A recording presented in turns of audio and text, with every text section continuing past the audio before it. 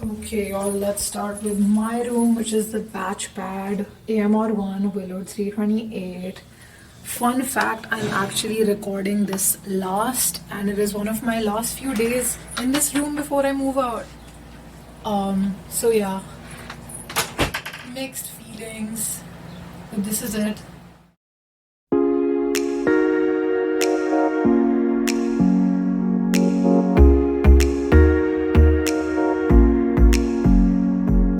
So this is the batch pad. It has been my home for the better part of a year. I absolutely love this room. Some of my favorite parts of the room is pretty hard to choose. I really like what I did over here with my desk. I'm going to be honest, I did not spend as much time at this desk as I should have, considering how nice it is. I spend most of my time studying with my friends or in the library, but I was really particular about bringing a lot of my books. I think one suitcase was just for most of my books. So I really like having all these things here because I had a lot of books around my desk at home. So it reminds me of that. I also really like my fairy lights. And I worked really hard on this album wall.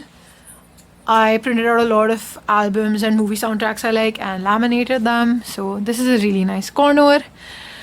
And of course, there's my inflatable beanbag chair, which I honestly rarely use, but anytime a friend is here, that's usually where they are. Now it's time to talk about some things that I like about AMR1 and some things that I like a little bit less about AMR1.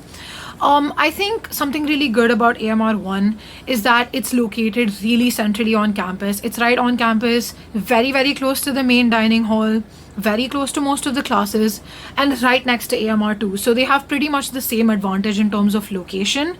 You don't have to walk far to get anywhere on campus. And something I feel like it has a little bit of an edge over AMR2 for is that it's not as social all of the time.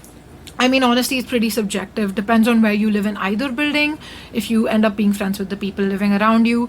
But AMR1 is structured a little bit differently than AMR2. It's the blocks or the houses are a little bit more disjointed. So I feel like it can be less overwhelming socially compared to AMR2, which I feel like is more social.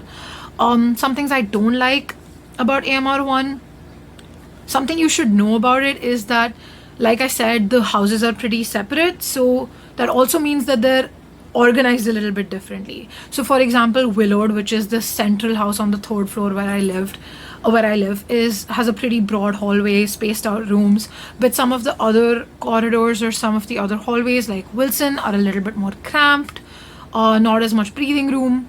So it's organized pretty differently in different parts. So there's a big question of luck of the draw and where you get put because there's not that much uniformity inside the building.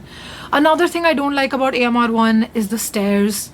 It's a really old building, just like AMR2, but AMR2 stairs are much better and smoother. Our stairs are honestly bumpy, and my knees are going to be suffering for a long, long time because of these stairs.